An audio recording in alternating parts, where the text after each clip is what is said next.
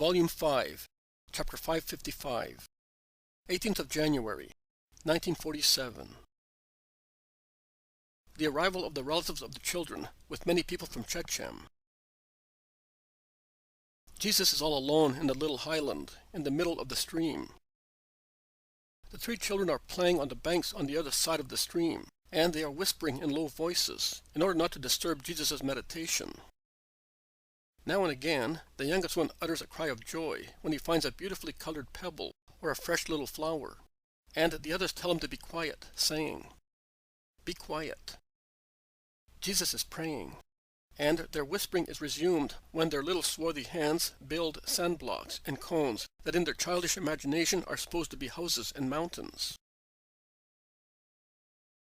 The sun is shining high in the sky, causing gems to swell on trees and buds to open in meadows.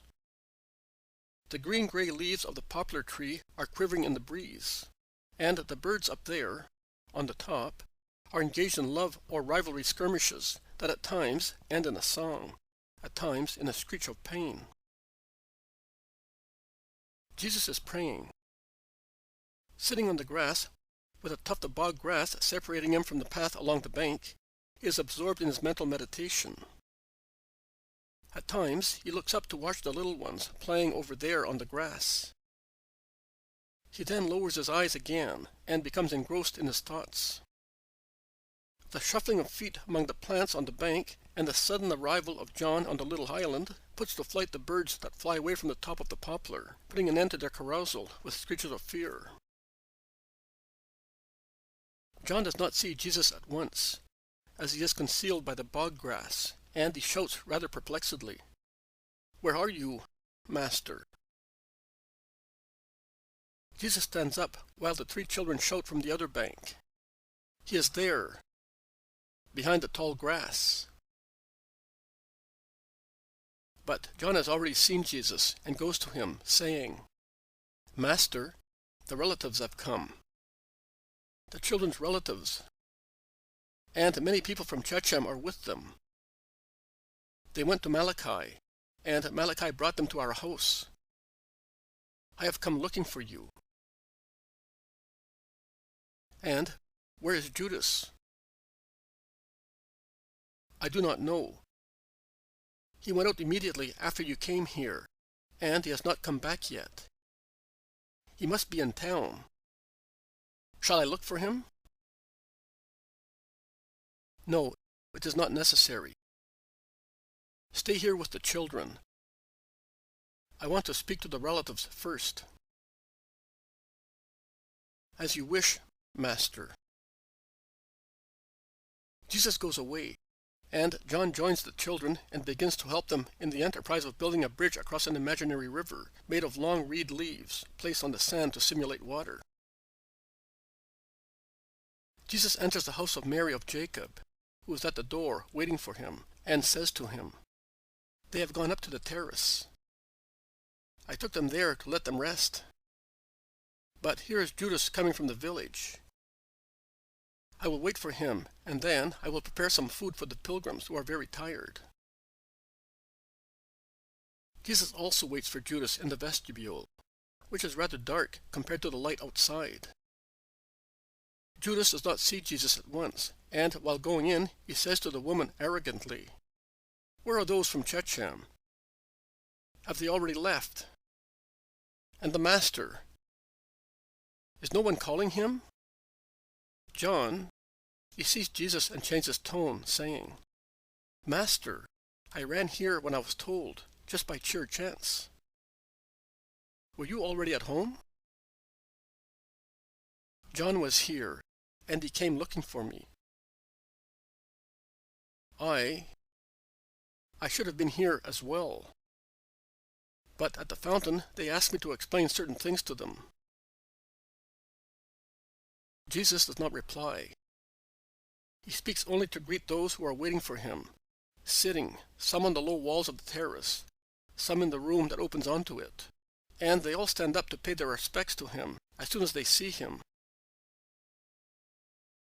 After greeting the group collectively, Jesus greets some of them, calling them by their names, and they are so pleasantly surprised that they say, Do you still remember our names? They must be the people from Shechem. And Jesus replies, your names, your faces, and your souls. Did you come with the children's relatives? Are they the ones? Yes, they are. They have come to take them, and we join them to thank you for your pity for the little children of a woman from Samaria. You alone can do such things. You are always the Holy One, who does nothing but holy things. We have always remembered you, too. And we came, because we heard that you were here, to see you, and to tell you that we are grateful to you for choosing us as your shelter place, and for loving us in the children of our blood. But listen to the relatives. Jesus, followed by Judas, turns his steps towards them, greeting them once again, and inviting them to speak. We, I do not know whether you know, are the brothers of the children's mother. And we were very angry at her, because she foolishly and against our advice wanted this unhappy marriage. Our father was weak with the only daughter of his numerous offspring, so much so that we got angry with him as well, and for several years we did not speak to him or see him. Later, knowing that the hand of God lay heavy on the woman, and there was poverty in her house, because an impure marriage is not defended by divine blessings, we took our old father in our house again, so that his only grief might be the poverty in which the woman languished. Then she died, and we were told.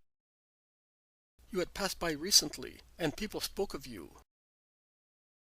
And overcoming our indignation, we suggested to her husband, through these two men from Shechem, that we would take the children. They were, by half, of our blood. He said that he would rather see them all die a bad death than live on our bread. He would not give us the children, and not even the corpse of our sister, that it might be buried according to our rites. So we swore hatred to him and to his seed. And hatred struck him like a curse, so that from a free man it made him a servant, and from a servant a dead body like a jackal in a stinking den. We would never have known, because for a long time everything had come to an end between us. And we had a terrible fright, only that, when, a week ago, we saw those highwaymen appear on our threshing floor. Then, when we heard why they had come, disdain, not grief, tormented us like poison, and we sent them away hurriedly, offering them a good reward to make them friendly. And we were surprised to hear them say that they had already made their profit, and did not want anything else. Judas suddenly breaks the dead silence of everybody with an ironical laugh, and he shouts, "Their conversion! Complete! Really!" Jesus looks at him severely. The others look at him, seized with astonishment, and the man who was speaking continues. And what else could you expect from them? Is it not quite a lot that they came, leading the young shepherd, and daring danger, without accepting any reward? A miserable custom befits a miserable life. The prey, taken from the foolish man who died like a tramp, was not a rich one. It wasn't rich at all. Hardly sufficient for those who had to stop plundering for at least 10 days. And we were so astonished at their honesty that we asked them which voice had spoken to them, instilling so much pity into their hearts. So we learned that a rabbi had spoken to them. A rabbi. You only. Because no other rabbi in Israel could do what you did. And after they left, we questioned the frightened shepherd boy in detail, and we obtained a more accurate account of the events. At first, we only knew that our sister's husband was dead, and that the children were at Ephraim with a just man. And then that just man, who was a rabbi, had spoken to them, and we, at once, thought that it was you. And when we arrived at Shechem at dawn, we consulted with these people, because we had not yet made up our minds whether we should accept the children. But these people said to us, "What? Has the Rabbi of Nazareth loved the children in vain? Is that what you want? Because it is certainly him have no doubt. Nay, let us all go to him, because the kindness of his heart towards the children of Samaria is great. And after settling our business, we came here. Where are the children? Near the stream. Judas, go and tell them to come. Judas goes away. Master, it is a difficult meeting for us. They remind us of all our troubles, and we are still undecided whether we should accept them. They are the sons of the worst enemy we ever had. They are the children of God. They are innocent. Death cancels the past, and expiation obtains forgiveness, also from God. Do you want to be more severe than God? And more cruel than the highwaymen? And more obstinate than they? The highwaymen wanted to kill the young shepherd and keep the children. The former, as a prudent measure of defense. The latter, out of human pity for defenseless children. The rabbi spoke to them, and they did not kill, and they have agreed, to the extent of bringing the young shepherd to you. Shall I have to admit defeat in righteous hearts, when I defeated crime? The matter is, we are 4 brothers, and there are already 37 children in our house. And where 37 little sparrows find food, because the Father in heaven makes them find grains, will not 40 find any? Will the power of the Father not be able to provide food for 3, nay, 4 more children of his? Is there a limit to his divine providence? Will the infinite God be frightened to fecundate your seeds, your plants, and your sheep more than at present, so that bread, and oil, and wine, and wool, and meat be sufficient for your children, and for 4 more poor boys who are now all alone? They are 3, Master. They are 4. The young shepherd is an orphan as well. If God should appear to you here, would you be able to maintain that your bread is so measured that you cannot feed an orphan?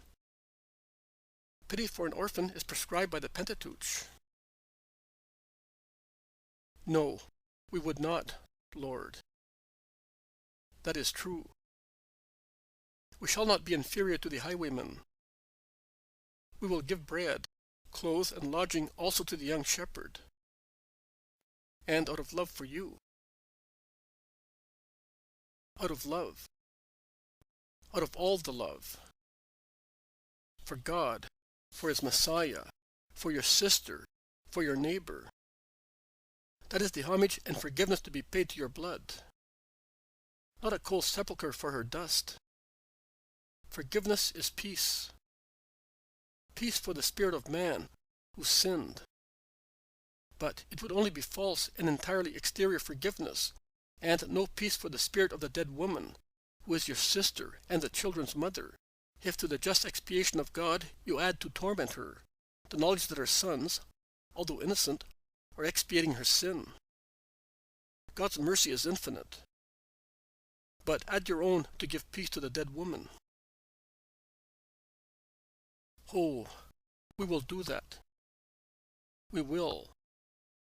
Our hearts would not have submitted to anybody, but they yield to you, O Rabbi, as you passed one day among us, sowing a seed that did not and will not die. Amen. Here are the children. And Jesus points at them on the bank of the stream, coming towards the house, and he calls to them. And they leave the hands of the apostles and run, shouting, Jesus! Jesus! They go in. They climb the steps.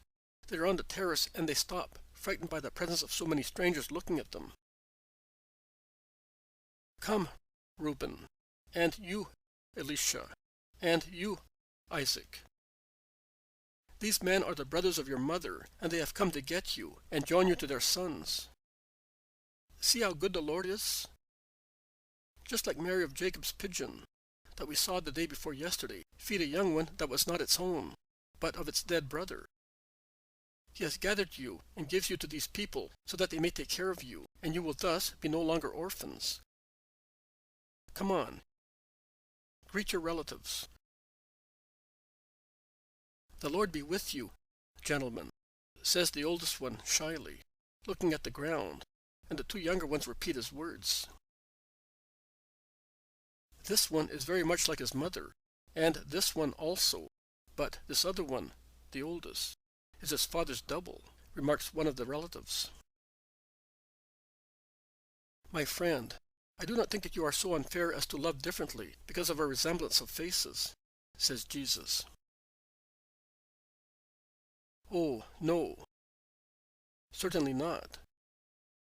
I was watching him, and thinking, I wouldn't like him to have the same heart as his father. He is still a tender child, and his simple words disclose that his love for his mother is by far deeper than any other love. She kept them much better than we expected.